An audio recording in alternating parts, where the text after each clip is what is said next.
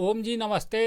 तो देखिए, अगर आप पतंजलि गुरुकुलम में अपने 2.5 साल के बच्चों से लेकर के 5 साल तक के बच्चों को प्री नर्सरी से लेकर यूकेजी तक में प्रवेश दिलाना चाहते हैं, तो उस बच्चे के माता जी को भी शुरुआती के 1 साल तक उसमें रहना पड़ता है, अपने बच्चे का देखभाल करना पड़ता है।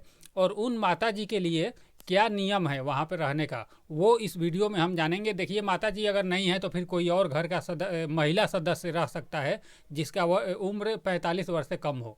तो उनको वहाँ पे रहने का क्या नियम है, वही इस वीडियो में हम जानेंगे। आप इस वाले पेज पे आ जाइए, gurukulresult.com। यहाँ पे आएंगे तो यहाँ पे बताया गया है कि पतंजलि गुरुकुलम में बालक के माताओं हेतु जो क्या निर्देश है वो बताया गया है। तो देखिए, यहाँ पे सबसे नीचे आप आ जाएंगे इस पोस्ट में, तो यहाँ एज लिमिट दिया गया है, बच्चे का उम्र। तो देखिए, अगर आप प्री नर्सरी में दिलाना चाहते हैं, अगर आपका बच्चा 2.5 साल का है, उसका उम्र 2.5 साल है, तो फिर उसे प्री नर्सरी में वहाँ पे आप प्रवेश दिला सकते हैं पतंजलि गुरुकुलम में। अगर वो 3 साल का बच्चा है तो फिर आप नर्सरी में प्रवेश दिला सकते हैं। अगर 4 साल का बच्चा है तो फिर आप उसे एलकेजी में प्रवेश दिला सकते हैं। 5 साल का है तो फिर यूकेजी में प्रवेश दिलाया जा सकता है। अभी यहाँ पे जब आप अपने बच्चे को लेके जाते हैं गुरुकुलम में प्रवेश दिलाने, तो या तो माता जी को, बच्चे के माता जी को 1 साल वहाँ रहना पड़ेगा, या फिर घर का कोई और महिला सदस्य है जिनका उम्र 45 साल से कम है, वो 1 साल तक रहकर बच्चे की देख रेख कर लेते हैं। उसके बाद 1 साल के बाद वो आ सकती हैं, फिर वो अपना हॉस्टल में रहने लगता है बच्चा। तो देखिए, उनके माताजी या फिर घर का जो भी सदस्य जा रहे हैं बच्चे के साथ में 1 साल के लिए, उनके लिए क्या नियम कानून है। तो यहाँ पे पहला नंबर में बताया गया है कि प्री नर्सरी, नर्सरी, एलकेजी एवं यूकेजी के बालकों के साथ उनके माताजी या अन्य पारिवारिक महिला संरक्षक सदस्य जिनकी आयु 45 वर्ष से कम हो और वो पूर्ण रूप से स्वस्थ हो, जिनका स्वयं की शिक्षा परीक्षा आदि का कोई उत्तरदायित्व न हो, उनका न्यूनतम 1 वर्ष के लिए गुरुकुल में बालक के साथ रहना अनिवार्य है। इस बात का निर्णय बालक बालिका को प्रवेश दिलाने से पहले अच्छी तरह से कर लीजिए। 1 वर्ष के बीच में माता जी या फिर जो भी महिला सदस्य बच्चे को देख रेख करने के लिए गई हैं, उनको वहाँ से हटाना संभव नहीं होगा। अगर कोई किसी आपात स्थिति है तो उसमें वो जा सकती हैं, बाकी ऐसा नहीं कि गई 2 महीना रही और फिर कह रही है कि नहीं मैं तो अब जा रही हूँ, तो ऐसा नहीं चलेगा। 1 साल तक रहना पड़ेगा और उसके बाद बिना माता जी या महिला संरक्षण के वहाँ पर बच्चों को प्रवेश नहीं दिलाया जा सकेगा।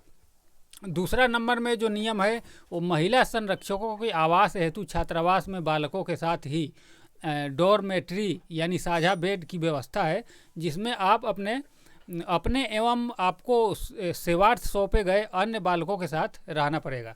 यानी कि वहाँ पे आपका तो बालक रहेगा ही, साथ ही साथ अन्य लोगों के भी बालक रहेगा, और एक ही रूम में जो है उनको भी अन्य बच्चों का भी सेवा करना होगा।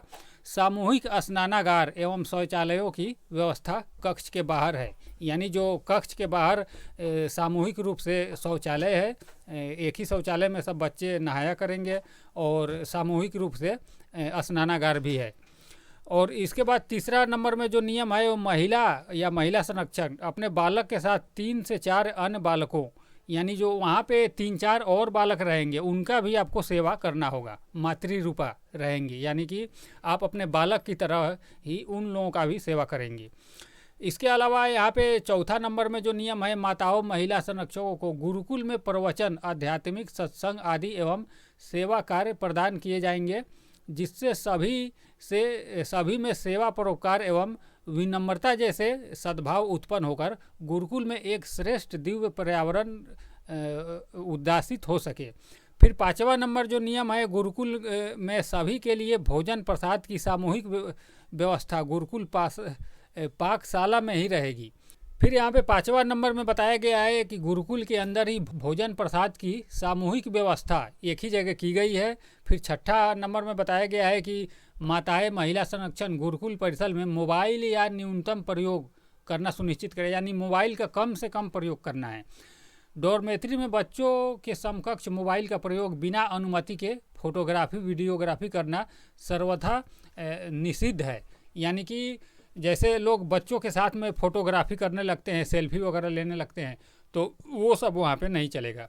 वो आपको पहले जो शिक्षक या जो भी वहाँ के उच्च अधिकारी है उनसे अनुमति लेकर के आप फ़ोटो ले सकते हैं। अपना मोबाइल किसी भी बालक को किसी भी प्रयोजन से ना दें, ना ही किसी बालक के स्वयं फ़ोन करें।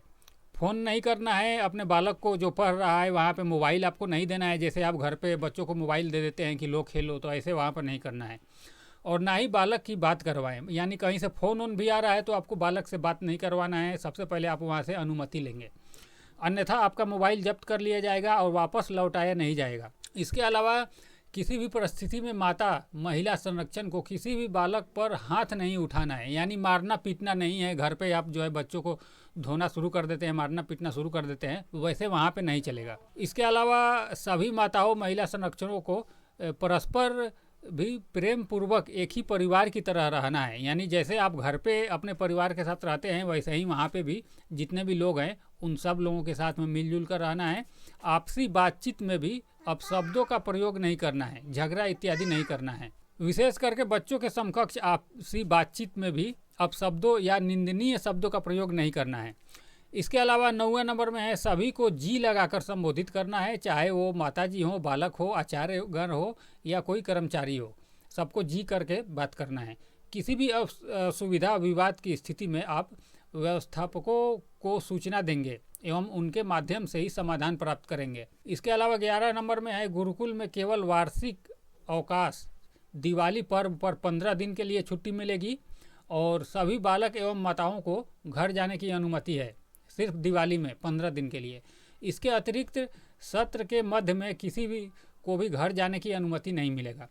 अपरिहार्य स्थिति में अपवाद रूप में अवकाश स्वीकृति प्राचार्य जी के निर्णयाधीन होगी। यानी अगर कोई बड़ा घटना हो जाता है, यानी बहुत इमरजेंसी अगर होता है, तब आप प्रधानाचार्य जी से की अनुमति ले सकते हैं घर जाने की।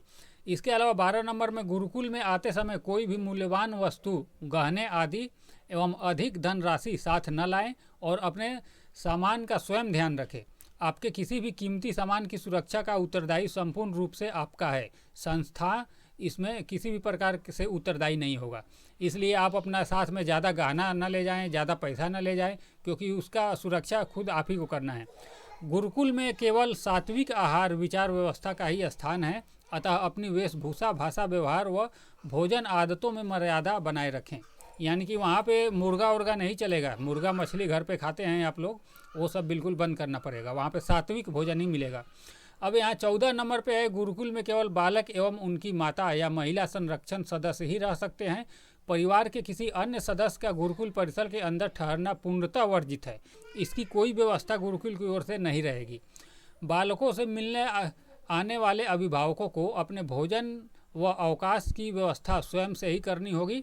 अब देखिए यहाँ पे 16 नंबर में नियम है, गुरुकुल सेवा में प्रयुक्त माताएं महिला संरक्षण बिना पूर्व सूचना दिए और बिना पूर्व अनुमति के गुरुकुल परिसर से बाहर नहीं जाएंगी।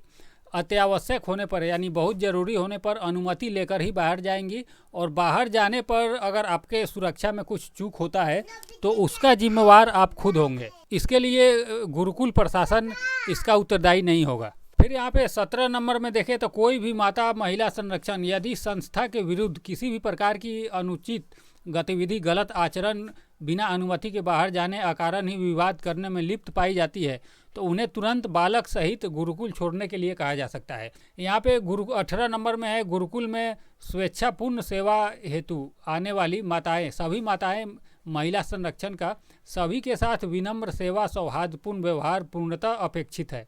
अपने बालक के समान ही अन्य बालकों को भी भगवान स्वरूप स्वीकार करके सेवा कार्य करना अनिवार्य है। किसी भी प्रकार से क्रोध, दोषारोपण, निंदा, कठोर व्यवहार या असहिष्णुता का गुरुकुल परिसर में कोई स्थान नहीं है। आप सभी से निवेदन है कि यदि आप इस प्रकार के प्रेमपूर्ण व्यवहार व सात्विक भोजन भाव हेतु समर्पित हैं एवं गुरुकुल के तपोमय जीवन शैली हेतु मानसिक रूप से पूर्णतः तैयार हैं तो ही इस प्रकल्प में सहभागी हों। फिर यहाँ पे लिखा गया है कि प्री प्राइमरी वर्ग के छात्रों के अभिभावक संरक्षकों से निवेदन है कि वे उपयुक्त निर्देशों को भली भांति समझकर एवं सहमत होने पर ही बालक का गुरुकुल में प्रवेश कराएं। यानी कि ये जो पूरा 18 नंबर तक ये नियम दिए गए हैं, इनको आप इस पेज पे आकर और एक बार खुद से भी पढ़ें और पढ़ करके पूरी तरह से समझें। अगर आपको ये पसंद है तभी आप अपने बच्चों को पतंजलि गुरुकुलम में प्रवेश दिलाएं, अन्यथा आप इसका पालन नहीं करेंगे तो फिर बाद में बच्चे को निकाला भी जा सकता है। यहाँ पे हमने एज लिमिट बता ही दिया था, प्री नर्सरी से लेकर यूकेजी तक, यानी 2.5 साल से लेकर 5 साल तक के बच्चों का एडमिशन होता है। और इसके बाद नीचे आप यहाँ इम्पोर्टेंट लिंक अनुभाग में आएंगे तो यहाँ ऑफिशियल नोटिफिकेशन PDF, देखिए यहाँ क्लिक हेयर का बटन दबाएंगे तो जो पतंजलि गुरुकुलम के तरफ से ये ऑफिशियल नोटिफिकेशन है जो हमने अभी अभी पढ़ा, इसे आप PDF के रूप में भी डाउनलोड कर सकते हैं और डाउनलोड करके आप इसे पढ़ सकते हैं।